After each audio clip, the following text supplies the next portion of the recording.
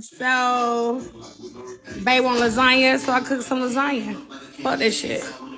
When I tell y'all this is so good, and I did a white cream sauce on it.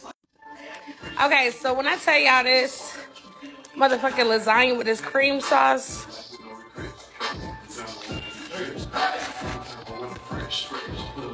we ain't had no garlic bread, so I made my own. We got to go old school, you know what I'm saying?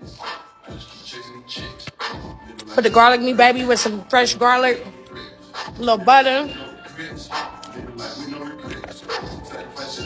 So good. And I put some spinach in it.